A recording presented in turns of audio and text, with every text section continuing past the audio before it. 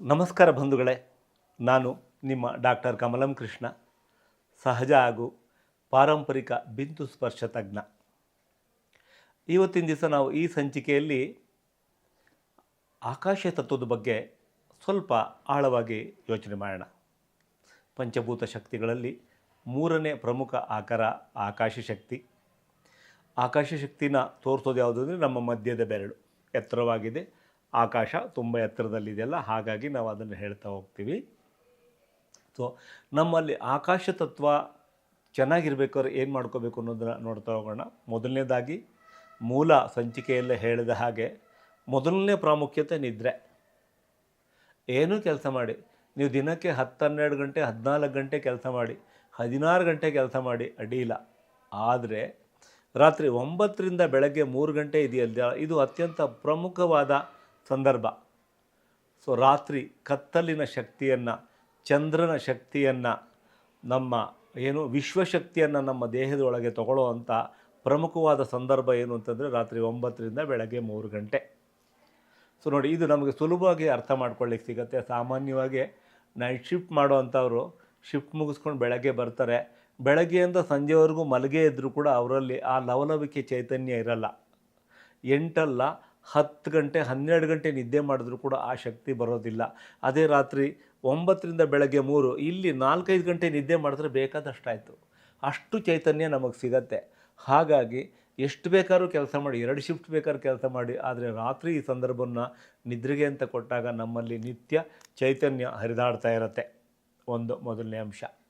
So ಅದಾದ ನಂತರ ನಮ್ಮಲ್ಲಿ ಇದು ಆಕಾಶ ತತ್ವ ಚೆನ್ನಾಗಿರಲಿಕ್ಕೆ ಇದ್ದರೆ ಏನಾಗುತ್ತೆ ಅಂದರೆ, ನಮ್ಮ ಯಕೃತ್ತು ಲಿವರ್ ಏನಂತ ಕರಿತೀವಲ್ಲ, ಆ ಲಿವರ್ ಅನ್ನೋದು ನಮಗೆ ಎನರ್ಜಿ ಬ್ಯಾಂಕ್ ಇದ್ದಂಗೆ. ನಾವು ತಗೊಳ್ಳೋ ಆಹಾರದಲ್ಲಿ ಆ ಸಂದರ್ಭಕ್ಕೆ ಎಷ್ಟು ಬೇಕೋ ಅದನ್ನು ಬಳಸ್ಕೊಂಡು ಮಿಕ್ಕಿದ್ದೆಲ್ಲವನ್ನು ದೇಹ ಒಂದು ಕಡೆ ಸ್ಟೋರ್ ಮಾಡಿರೋವಂಥ ಜಾಗ ಯಾವುದು ಅಂತಂದರೆ ಲಿವರ್ ಅದು. ಸೊ ಹಾಗಾಗಿ ಆ ಲಿವರಲ್ಲಿ ಶಕ್ತಿ ಯಾವಾಗಲೂ ಚೆನ್ನಾಗಿರಬೇಕು ಅಂದರೆ ಮೊದಲನೇದಾಗಿ ನಿದ್ರೆ. ಅದಾದ ನಂತರ ನಮ್ಮ ಭಾವನೆಗಳಂತ ತಗೊಂಡ್ರೆ ಯಾವಾಗಲೂ ಕೂಡ ನಮ್ಮಲ್ಲಿ ತುಂಬ ಈಗೋ ಅದು ಕಡಿಮೆ ಮಾಡಬೇಕು. ಅದು ಮಾಡಿಕೊಂಡಾಗ ನಮ್ಮ ಲಿವರ್ನಿಂದ ಹೃದಯದ ಟ್ರ್ಯಾಕ್ ಏನಿದೆಯಲ್ಲ ಅದು ಚೆನ್ನಾಗಿರುತ್ತೆ. ಕೋಪ ಹೆಚ್ಚು ಮಾಡಿಕೊಂಡಷ್ಟು ಕೂಡ ನನ್ನ ಲಿವರ್ನ ಸಾಮರ್ಥ್ಯ ಕಡಿಮೆ ಆಗ್ತಾ ಹೋಗುತ್ತೆ. ಕೋಪವನ್ನು ಬಿಟ್ಟು ಸಮಾಧಾನ ಸ್ಥಿತಿಯಲ್ಲಿದ್ದಾಗ ಲಿವರ್ ಭದ್ರವಾಗಿರುತ್ತೆ.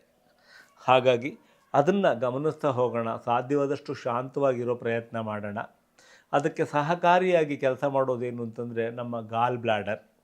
ಲಿವರ್ ಮತ್ತು ಗಾಲ್ ಬ್ಲ್ಯಾಡರ್ ಇದೆರಡೂ ಕೂಡ ಆಕಾಶ ತತ್ವದ ಜೊತೆಗೆ ಹೊಂದಿಕೊಂಡು ಕೆಲಸ ಮಾಡುವಂಥ 2 ಪ್ರಮುಖವಾದ ಅಂಗಾಂಗಗಳು. ಗಾಲ್ ಬ್ಲ್ಯಾಡರಲ್ಲಿ ಎನರ್ಜಿ ಇಲ್ಲ ಅಂತಂದರೆ ನಾವು ತಗೊಳ್ಳೋ ಪ್ರತಿಯೊಂದು ಆಹಾರಕ್ಕೂ ಅದು ತನ್ನ ಬೈಲ್ ಜ್ಯೂಸ್ ಅಂತ ಏನು ಕರಿತೀವಿ, ಅದನ್ನು ಪ್ರೊಡ್ಯೂಸ್ ಮಾಡದೇ ಹೋದರೆ, ಕೊಡದೇ ಹೋದರೆ ತಿಂದ ಆಹಾರ ಜೀರ್ಣ ಆಗಲ್ಲ. ಯಾರಿಗೆ ತುಂಬ ಕೋಪ ಇರುತ್ತೆ ಅವರಿಗೆ ಅಜೀರ್ಣದ ಸಮಸ್ಯೆ ಖಂಡಿತ ಬಂದೇ ಇರುತ್ತೆ. ಅಜೀರ್ಣತೆ ಬಂತು ಅಂದರೆ BP ಶುಗರ್ ಅನ್ನೋದು ತೀರಾ ಸಹಜವಾಗಿ ಬರುವಂಥದ್ದು. ಹಾಗಾಗಿ ಕೋಪ ಮಾಡ್ಕೊಳ್ಳೋದನ್ನು ಕಡಿಮೆ ಮಾಡ್ಕೊಳ್ಳೋಣ. ಮನಸ್ಸನ್ನು ನಿರ್ಮಲವಾಗಿ ಇಟ್ಕೊಳ್ಳೋದು, ಸಮಾಧಾನವಾಗಿ ಇಟ್ಕೊಳ್ಳೋದ್ರ ಕಡೆಗೆ ಗಮನ ಕೊಡ್ತಾ ಹೋದರೆ ಆಕಾಶ ತತ್ವ ಯಾವಾಗಲೂ ಕೂಡ ಚೆನ್ನಾಗಿರುತ್ತೆ.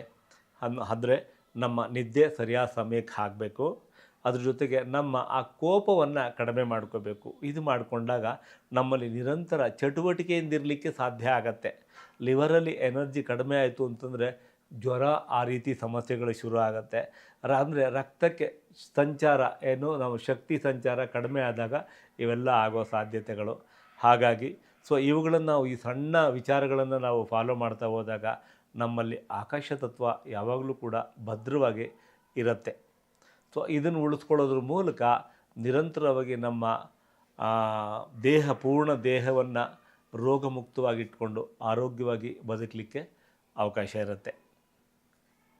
ಇಂದು ಈ ಆಕಾಶ ತತ್ವದ ನೋಡಿದ್ವಿ. ಮುಂದಿನ ಸಂಚಿಕೆಯಲ್ಲಿ ಇದರ ಮುಂದಿನ ಅಂದರೆ ನೆಲತತ್ವದ ಬಗ್ಗೆ ಸ್ವಲ್ಪ ಆಳವಾಗಿ ತಿಳ್ಕೊಳ್ಳೋಣ. ಅದನ್ನು ಹೇಳ್ತಾ ಇಂದಿನ ಈ ಸಂಚಿಕೆಯನ್ನು ಮುಗಿಸ್ತಾ ಇದ್ದೀನಿ. ಧನ್ಯವಾದಗಳು.